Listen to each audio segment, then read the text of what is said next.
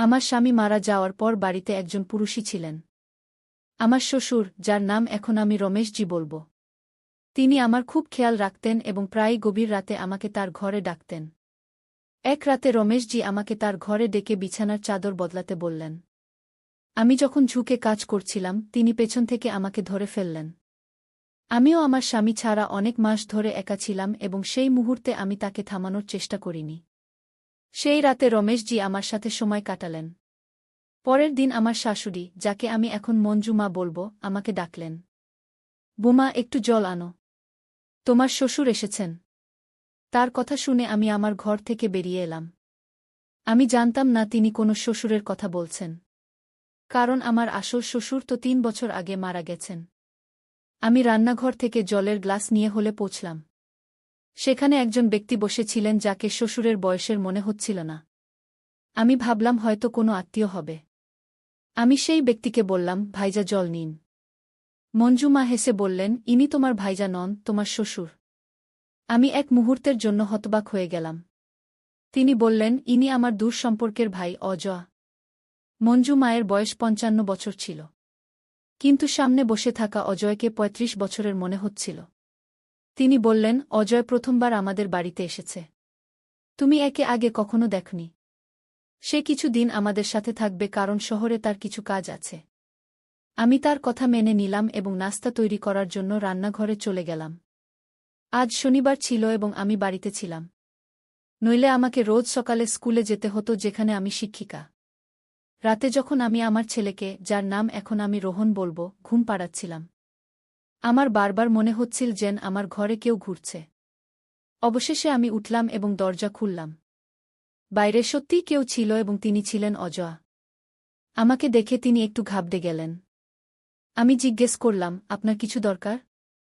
তিনি বললেন, না, শুধু ঘুম আসছিল না, তাই এদিক ওদিক ঘুরছিলাম। অজয়ের ঘর আমার ঘরের ঠিক পাশেই ছিল। তাই আমি তাকে বলতে পারছিলাম না যে আপনি আমার ঘরের বাইরে কেন ঘুরছেন। আমি বললাম, ঠিক আছে, এবং আমার ঘরে ফিরে যেতে লাগলাম। তখনই তিনি আমার হাত ধরে ফেললেন। তার চোখে হালকা হালকা জল ছিল। তিনি আমার চোখের জল মুছে জিজ্ঞেস করলেন, আমি কি তোমার ঘরে আসতে পারি? আমি না বলার সাহস জোগাতে পারলাম না।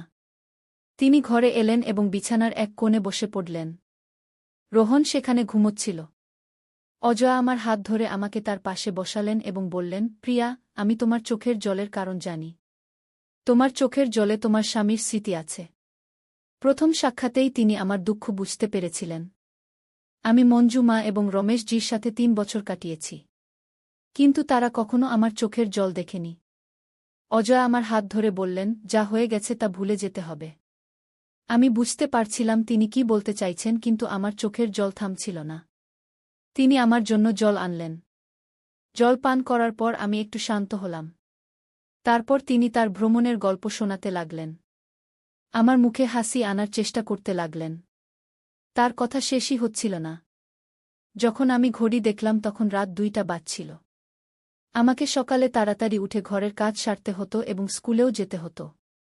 আমি অজয়কে বললাম, আমার সকালে দেরি হয়ে যাবে। এখন আমাকে ঘুমাতে হবে। তিনি তার ঘরে চলে গেলেন এবং আমি ঘুমিয়ে পড়লাম। পরের দিন সকালে আমার উঠতে দেরি হয়ে গেল। রোজ আমি স্কুলে যাওয়ার জন্য বাস নিতাম। সকালে রোহন এবং মঞ্জু মাকে নাস্তা দিয়ে আমি স্কুলের জন্য বের হতে যাচ্ছিলাম। তখনই অজয় বললেন, আজ আমি তোমাকে স্কুলে ছেড়ে দেব। আমার স্বামীর পুরনো বাইক 3 বছর ধরে বাড়ির বাইরে দাঁড়িয়েছিল। আমি সপ্তাহে একবার সেটি পরিষ্কার করতাম, তাই সেটি চলার মতো ছিল। আজ অজয় সেটি চালানোর সিদ্ধান্ত নিলেন। মঞ্জু মাও আমাকে তাদের সাথে যেতে বললেন। আমি অজয়ের সাথে বাইকে বসলাম। বাইকে বসতেই আমি তার কাঁধে হাত রাখলাম, যেমন আমি আমার স্বামীর সাথে করতাম। তখনই আমি মঞ্জু মায়ের দিকে তাকালাম এবং মনে পড়ল যে ইনি আমার শ্বশুর। আমি তাড়াতাড়ি হাত সরিয়ে নিলাম। কিন্তু একটু এগিয়ে যাওয়ার পর আমার হাত আবার তার কাঁধে চলে গেল। এবার যখন আমি হাত সরানোর চেষ্টা করলাম তখন তিনি আমার হাত ধরে আবার তার কাঁধে রেখে দিলেন। তিনি বললেন, লজ্জা পেও না, নিশ্চিন্ত থাকো। আমি তোমারই বাড়ির লোক। স্কুলে পৌঁছানো পর্যন্ত আমরা কথা বলতে থাকলাম। দুপুর 2টায় স্কুল শেষ হল। বাইরে বেরোতেই আমি দেখলাম যে অজয় আমাকে নিতে এসেছেন। আমি জিজ্ঞেস করলাম, আপনি এখানে কি করছেন? তিনি বললেন, প্রিয়া, আমাকে শ্বশুর মশাই বলে ডেকো না। আমার নাম অজয়। মঞ্জু মায়ের সামনে আমাকে শ্বশুর মশাই বলতে পারো, কিন্তু যখন আমরা একা থাকব তখন আমাকে আমার নাম ধরে ডেকো। তিনি জানালেন যে যতদিন তারা এখানে আছেন ততদিন তিনি আমাকে স্কুলে ছাড়তে আসবেন। বাড়ি পৌঁছানোর পর মঞ্জু মা এবং রোহানকে কোথাও দেখা গেল না। আমি মঞ্জু মাকে ফোন করলে তিনি জানালেন যে তিনি তার বান্ধবীর বাড়িতে গেছেন এবং তাড়াতাড়ি ফিরবেন। স্কুল থেকে ফিরে আমি ক্লান্ত হয়ে পড়েছিলাম, তাই নিজের ঘরে ফ্রেশ হতে চলে গেলাম। কাপড় বদলানোর সময় হঠাৎ অজয় আমার ঘরে চলে এলেন। আমি তাড়াতাড়ি বাথরুমে চলে গেলাম। তিনিও মুখ ফিরিয়ে নিলেন এবং বললেন, আমাকে ক্ষমা করো, আমার হঠাৎ আসা উচিত হয়নি। আমি কাপড় বদলে বাইরে এসে জিজ্ঞেস করলাম, আপনার কিছু লাগবে? তিনি বললেন, প্রিয়া, আমার খুব খিদে পেয়েছে। শুনেছি তুমি খুব সুস্বাদু বেগুন ভাজা বানাও। আজ তোমার হাতের স্বাদ নিতে চাই। আমি রান্নাঘরে বেগুন ভাজা বানানোর সিদ্ধান্ত নিলাম। অজয়ও আমার পিছনে পিছনে রান্নাঘরে এলেন। সবজি বানানোর সময় হঠাৎ গরম তেলের ছিটে অজয়ের বুকে পড়ল, তিনি ব্যথায় কাতরে উঠলেন। আমি আমার ঘর থেকে ক্রিম এনে তার বুকে লাগালাম। সেই সময় আমি তার খুব কাছাকাছি ছিলাম। আমার মনোযোগ ক্রিম লাগানোর দিকে ছিল, কিন্তু আমার মন অন্য কোথাও চলে যাচ্ছিল। তিনি বললেন, তোমার হাত যেমন আমার বুকের উপর চলছে তেমনি আমার সমস্ত ব্যথা উধাও হয়ে গেছে। আমি তার মুখের দিকে তাকালাম তো তার অবস্থা ঠিক মনে হল না। আমি ধীরে ধীরে তার থেকে দূরে সরে যেতে লাগলাম। তখনই মঞ্জু মা সেখানে চলে এলেন। আমাকে অজয়ের এত কাছাকাছি দেখে তিনি আমাকে অদ্ভুত চোখে দেখতে লাগলেন। আমি চোখ নামিয়ে নিলাম এবং নিজের কাজে লেগে গেলাম। মঞ্জু মা এই বিষয়ে কিছু বললেন না। কিন্তু এখন তার আমার পিছনে থাকাটা আমাকে খটকা লাগতে লাগল। আমি তাকে অভিযোগ করার সাহস জোগাড় করতে পারলাম না। রোহান এখন তার নতুন দাদুর সাথে খুব মিশে গিয়েছিল। সে রাতে ঘুমানোর আগে অজয়কে আমাদের ঘরে আনত এবং তাদের সাথে খেলত। আমি অজয়কে বলতে পারতাম না যে তারা তাদের ঘরে চলে যান, কিন্তু রোহানকে তাদের সামনে বকাঝকা করতাম। কিন্তু সে ছোট এবং অজয় ইচ্ছাকৃতভাবে আমার ঘরে থাকার অজুহাত খুঁজে নিতেন। এক রাতে রোহান খিদে কাঁদতে লাগল। অজয় আমার ঘরে তার সাথে খেলছিলেন। আমি রান্নাঘর থেকে দুধ আনতে গেলাম। যখন আমি ফিরলাম রোহান ঘুমিয়ে পড়েছিল।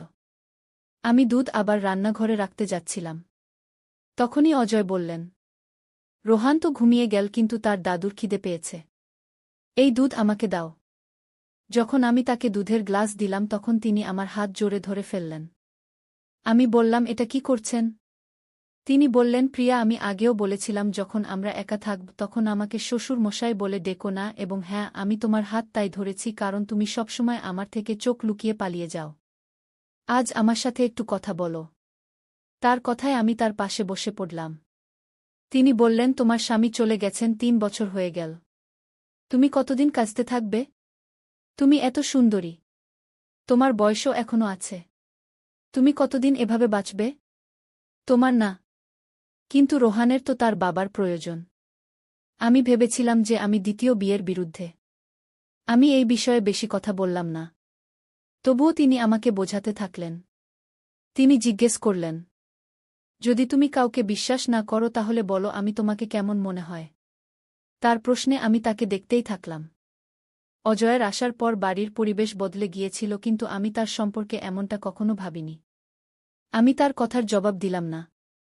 তিনি নিজের ঘরে চলে গেলেন এবং আমি দরজা বন্ধ করে ঘুমিয়ে পড়লাম। পরের দিন সকালে হলে আমি দেখলাম যে রোহান অজয়ের কোলে ছিল। আমি সঙ্গে সঙ্গে রোহানকে তার কোল থেকে টেনে নিলাম এবং নিজের ঘরে চলে গেলাম। পিছনে পিছনে মঞ্জু মাও চলে এলেন। তিনি বললেন, প্রিয়া, এটা কি করছ? তুমি তোমার শ্বশুর মশাই থেকে এভাবে কেন পালাচ্ছ? রোহান কত খুশি হয়ে তার দাদুর সাথে আছে। অজয় তাকে খাওয়াচ্ছিল এবং তুমি তাকে এভাবে টেনে আনলে যেন সে কোনো অচেনা লোক। আমার তোমার এই আচরণ একদম পছন্দ নয়। তার কথা শুনে আমি কিছু বলতে পারলাম না। সেদিন স্কুলে যাওয়ার জন্য বের হওয়ার সময় আমি অজয়কে কিছু বললাম না। কিন্তু মঞ্জু মা কঠোরভাবে বললেন, তোমাকে বাসে যাওয়ার দরকার নেই। অজয় তোমাকে ছেড়ে দেবেন। আমি চুপচাপ অজয়ের সাথে বাইকে বসে পড়লাম। স্কুলে পৌঁছানোর সময় আমি চুপ ছিলাম। স্কুলের গেটে আমাকে ছেড়ে দিয়ে অজয় বললেন, প্রিয়া, তুমি কি আমার উপর রাগ করেছ? আমি তার দিকে তাকালামই না এবং স্কুলে চলে গেলাম। স্কুলে আমার বান্ধবী নেহা আমাকে বলল, প্রিয়া, গত কয়েকদিন ধরে আমি দেখছি অজয় তোমার সাথে কেমন কথা বলছে। তোমাকে স্কুলে ছাড়তে আসে। মনে হয় তার মনে তোমার জন্য কিছু বিশেষ আছে। আমি তার কথার উত্তর দিইনি। কিন্তু এই সব আমার কাছে অদ্ভুত লাগছিল। অজয়ের আমাদের বাড়িতে আসার আসল উদ্দেশ্য কি ছিল? এটা আমি বুঝতে পারছিলাম না। তার কথা বলার ধরন শ্বশুরমশাইয়ের মতো ছিল। কিন্তু তার চোখ আমার দিকে একজন পুরুষের মতো ছিল। পরের দিন স্কুলে একটি অনুষ্ঠান ছিল। আমার সেখানে যাওয়ার একদম মন ছিল না। সেদিন মঞ্জু মা তার বোনের সাথে বাজারে গিয়েছিল।